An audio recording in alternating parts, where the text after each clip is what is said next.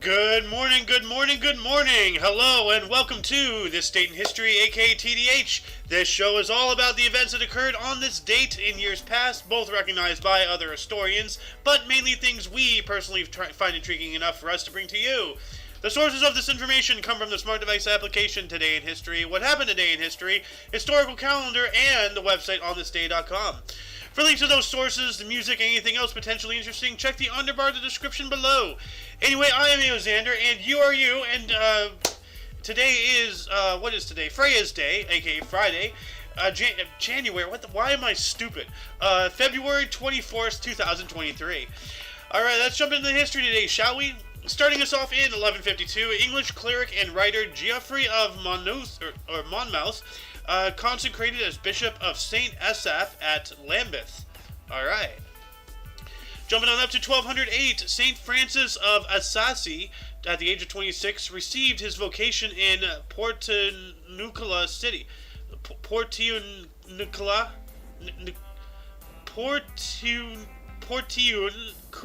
Italy. Okay, wow, okay.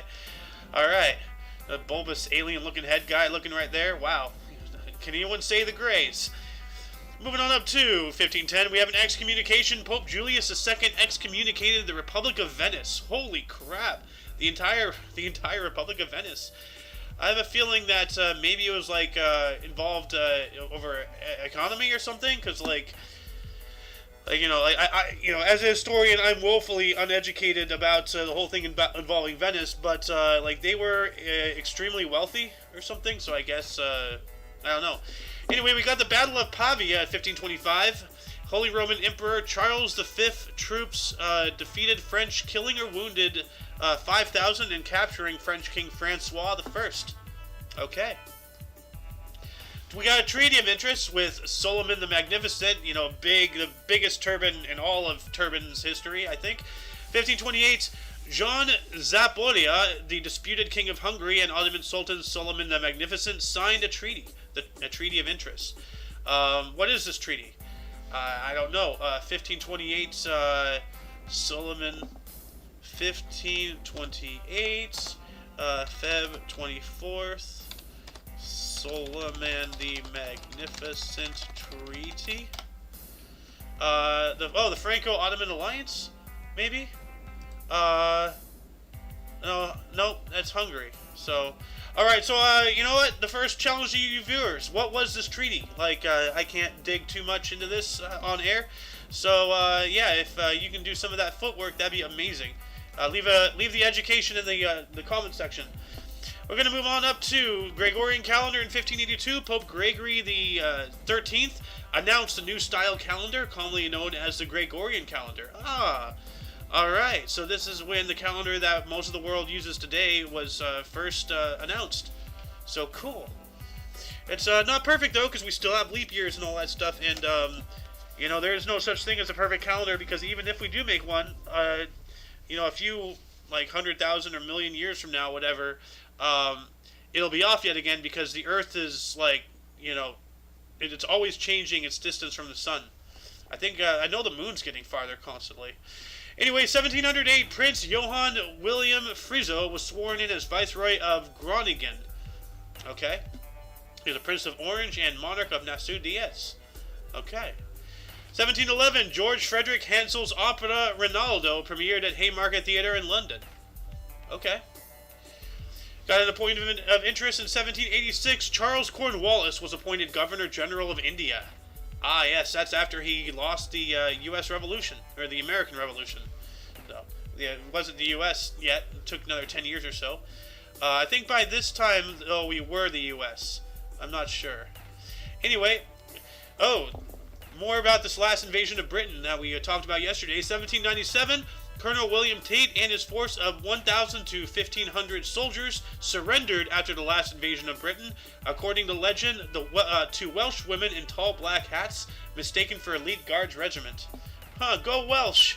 Nice. Got the Plan of Iguala, 1821, Agustin de Iturbide and Vicente Guerrero agreed to the Plan of Iguala, stating that Mexico will become a constitutional monarchy. Roman Catholicism was the official religion, and that peninsulars and Creoles would enjoy equal political and social rights. All right, Crayola, yeah, cool. We got another historic event. 1868, U.S. House of Representatives voted 126 to 47 to impeach President Andrew Johnson. Wow, so he got his butt kicked pretty good right there. 126 to 47. That's a massive, unequivalency right there. 1876, Henrik Lipson's play Peer Gynt premiered in Oslo. Okay, look at those mutton chops. Looks like he has massive jowls. 1924, Mahatma Gandhi released from jail. Good. He shouldn't have been in there in the first place. He's just trying to, fight for, what's right. Oh, here we go. 1925, thermite was first used as to break up an ice jam as an explosive in Waddington, New York. That's interesting. We got the Battle of Los Angeles, 1942. Took place a series of anti-aircraft engagements over the city in response to a rumored but false Japanese attack. It would last until the morning of the following day. So, a lot of people believe that was a UFO stuff, aliens coming down. But not smart to come down and try to make your presence known in the middle of a war. So, yeah. 1943, Major General Omar Bradley flew to Algiers. Alright. Got a coup d'etat. 1944, Minister of War Juan Perón led a coup in Argentina. And he's General and President of Argentina, Juan Perón. So, yeah, looks like he succeeded with that. We got the Golden Globes, the 12th Golden Globes to be precise, held in 1955. On the waterfront, Marlon Brando and Judy Garland won. Alright. Got a music premiere, 1955. Cole Porter's final Broadway musical, Silk Stockings, loosely based on the Melchior Lengale's Nino Chichaka, opened at the Imperial Theater in New York City, running for 478 performances. Not bad. In 1956, Walter Piston's Fifth Symphony, commissioned by the Juilliard School of Music for their 50th anniversary, premiered performance by the Juilliard Orchestra conducted by Jean Morel. Alright. 1960, Italian government of Antonio Segni fell. Okay. He was the Prime Minister of Italy. So I guess that's when he stopped being a Prime Minister. Alright, we got another coup d'etat, 1966. Military coup ousted President Kwame Nkrumah of Ghana. Yeesh. Ooh, a scientific discovery, 1968. Discovery of the first pulsar was announced, CP 1919, by Jocelyn Bell Burnell and Anthony Hewish. Alright, pulsar. That's an intriguing star. What is a pulsar? So let's see here. A pulsar is a highly magnetized rotating neutron star that emits beam of electromagnetic radiation out of its magnetic poles. This radiation can be observed only when a beam of emission is pointing toward Earth, and it is responsible for the pulsed appearance of emission. Yep. For further reading on pulsars, please refer to the underbar of the description below. The link to the Wikipedia is in there now. Alright. Moving on up to 1969, we got a film premiere here, The Prime of Miss Jean Brodie, film based on novel by Muriel Spark, directed by Ronald Niem, starring Maggie Smith, later to receive Academy Award Best Actress, premiered in London. Alright. Got the 26th Golden Globes, 1969, The Lion in Winter, Peter O'Toole and Joanne Woodward won. Alright. Got a historic event here, 1976, Leonid Brezhnev opened the 25th Congress of CPSU. What is CPSU? CPSU, Russia. Okay. Oh, the Communist Party of the Soviet Union. Okay, that makes sense. If only I, just thought of something like that. Yeah, good old half face. So, like seriously, like his head, like there's like a line straight down here. Like one eyebrow is curved and bushy, the other is like straight. One eye is like nice, the other eye is kind of square. I mean, the hair is different. It's like, I don't know. Maybe he had a stroke. Not entirely sure. Anyway, we got the 12th Academy of Country Music Awards in 1977. Mickey Gilley and Crystal Gale won. Alright. 1977 as well, U.S. President Jimmy Carter announced U.S. foreign aid will consider human rights. Huh. Wow, consider human rights? Are you serious? There should not be any consideration. Flat out, yes, human rights. If you're foreign aiding, of course you're going to give them rights. What the hell? That's stupid. Got some music history. 1980 revival of Brian Clark's stage drama Whose Life Is It Anyway, starring Mary Tyler Moore and James Naughton, and directed by Michael Lindsay Hogg, opened at the Royal Theatre in New York City, running for 96 performances. Not bad. Oh. Got an Olympic gold in 1980. U.S. ice hockey team clinches gold medal with 4-2 win over Finland at the Lake Placid Winter Olympics. Comes after a 4-3 Miracle on Ice victory against hot favorite Soviet Union. Yeah, that was just yesterday, right? Miracle. Why is it telling me about her? Okay, well, that's Miracle on Ice. All right. We got 1981. Britain's Prince Charles announced engagement to Lady Diana Spencer. So that's why the Queen got rid of her. Got some more sports history. 1982, Wayne Gretzky scored NHL record 78th goal of season en route to 92. Whoa. So that means he's going to get 92 goals in that season. Pretty good. Actually, that's damn impressive. So, 1987, the 29th Grammy Awards, Higher Love by Steve Winwood, Graceland by Paul Simon, and Bruce Hornsby won. Alright. Got some radio history in 1987 as well. U.S. radio and television personality Larry King suffered a heart attack. How is that? I guess that's his radio history, technically, because he's on the radio, but, I mean, yeah. Alright. Kareem Abdul-Jabbar, LA Lakers center, 1987, scored his 36,000th NBA point in a 97-93 win over the Suns in Phoenix. Good God, man. Leave some points for the rest of us, bro. Come on. You're just too good. You're too good. 1988, Finnish ski jumper Matti Niakinen won his third gold medal of the Calgary Winter Olympics as part of the winning large hill team, normal and large hill individual campaign. I guess he's a luge. No, he's a ski jumper. Okay, so normal and large hills, jump. We got some more sports history. 1989, Panamanian boxing legend Roberto Duran won fourth world title in different weight divisions when he defeated Iron Barkley in a 12-round split decision in Atlantic City. 37-year-old Duran won WBC middleweight title. Good, nice. Film and TV history, 1989, stalker Margaret Ray found in David Letterman's home, claimed to be his wife. Wow. Wow. David Letterman. Yeah, that's scary to find somebody hiding in your house, telling other people that you're that you're married. Wow, that's creepy. We got some Grammy Awards. 1993, the 35th Grammy Awards to be precise. Tears in Heaven by Eric Clapton won. Okay, of course he was a rocker, blues guitarist, and singer-songwriter Eric Clapton.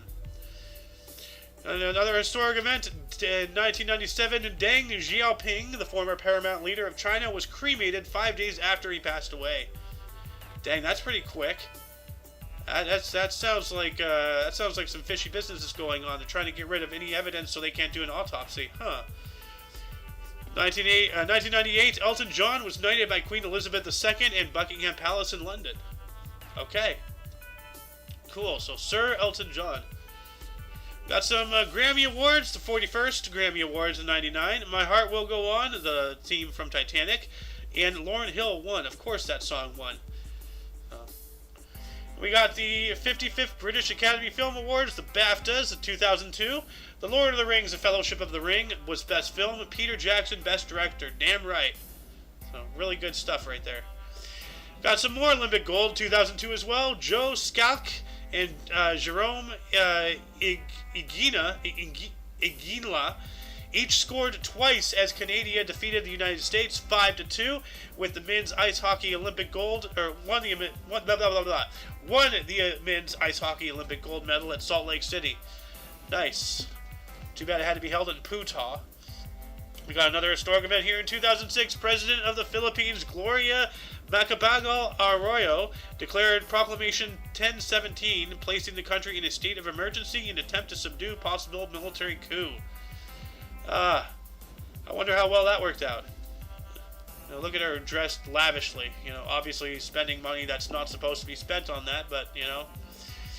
Got the 80th Academy Awards 2008. No Country for Old Men. Daniel Day-Lewis and Marion Cotillard won. All right. And No Country for Old Men. That's yet another movie I have to get to see. So I think that's already in my list. So yeah. In 2008, Fidel Castro retired as a president of Cuba due to ill health after nearly 50 years, and you know, twice as many assassination attempts by the CIA. Dude, the amount of things and ways that this man has almost been killed is insane. They literally did a Looney Tunes thing. They had like something involving his cigars. They put a stick of dynamite in it or something, so that way when he would light up, it would blow his head off. Like, you know, like they legit did things like that. It was absolutely bananas. So go check it out. Like, you know, go look it up. How many, you know, wacky ways the CIA has tried to off Fidel Castro. 2010, Sachin Tendulkar scored the first double century in one-day international cricket. Okay. Got the 85th Academy Awards 2013. Argo, Daniel Day-Lewis, and Jennifer Lawrence won. All right. 2013, Raul Castro was elected to a second term as the president of Cuba. Yep, brother of Fidel. All right. 2014, Pope Francis created a second secretariat with the power to audit any Vatican agency at any time. Good. Good. Pope Francis has been, you know, doing a bang-up job as a pope, you know. Like John Paul II is, you know, big shoes to fill, big shadow to be in. Benedict was crap. But Francis has been doing some pretty cool stuff, so. Got the 91st Academy Awards in 2019. Best Picture, Green Book. Best Director, Alfonso Cuarón. And Best Actor, Rami Malek. Best Actress, Olivia Colman. Alright. Never heard of any of them. So, or that movie. Got some film and TV history. 2020, former Hollywood producer Harvey Weinstein was found guilty of struggle snuggle and a criminal act and landmark case that ignited the hashtag #MeToo movement. Oh, thank you very much, you piece of crap. Getting innocent people like Bill Cosby arrested and everything. Me too. Bunch of liars. 2020 as well, Malaysia's 94-year-old Prime Minister Mahathir bin Mohamad resigned only to be reinstated later in the day as interim Prime Minister. Just when I thought he was out, he's back in, you know? So, 2020 as well, U.S. President Donald Trump began a 2-day trip to India, meeting Indian Prime Minister Narendra Modi. Alright. 2 years later, 2022, Russian leader Vladimir Putin announced the start of a, quote, special military operation, end quote, in Ukraine to, quote, demilitarize, end quote, the country, moments before Russia launched a full-scale, pre-drawn invasion by land, air, and sea, with bombings in several cities amid international condemnation. So, yep, 1 year ago on this date is when the Russia-Ukraine war started. So, we are now 1 year in, and, yeah, pretty much stagnation since the start. Before we move on to the Burst and Deaths, audience, were there any articles that grabbed your attention more than most? Anything you wished we had elaborated more about? Anything you would have liked to say had you been here? Start a dialogue in the comments section. Moving on into Bursts. Starting us off in 1103, we have Emperor Toba of Japan, who died in 1156. Alright. Oh, well, this is interesting. 1304, we have Ibn Battuta, a Berber writer and the greatest Muslim traveler who went further than Marco Polo. Rihla, born in Tangier, Morocco, and he died either 368 or 377. It's one of those two, or maybe between. I don't know. We have Charles V, 1500, was the King of Spain from 1516 through 56, as well as the Holy Roman Emperor from 1519 through 56, born in Ghent, Flanders, Habsburg, Netherlands. Huh. Who else was born on this day? William Grimm. Oh, one of the Grimm brothers.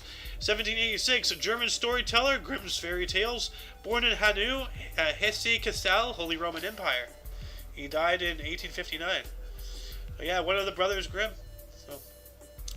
We also have Honus Wagner, 1874, a U.S. Baseball Hall of Fame shortstop, 8-time National League batting champion, 5-time National League runnings, battings in / stolen base leader, Pittsburgh Pirates. Well, of course, a pirate would be the stolen base leader, Born in Charlottesville, Pennsylvania. All right. Chester Nimitz, the man, the myth, the legend. Born on this date in 1885, was a U.S. admiral who commanded the U.S. Pacific Fleet during the Second World War.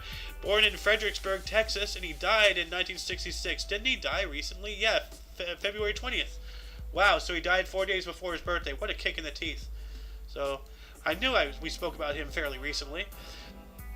But yeah, no, the Nimitz class carriers and such, named after him, he was a great admiral. So, an admiral to admire. Yeah. We also have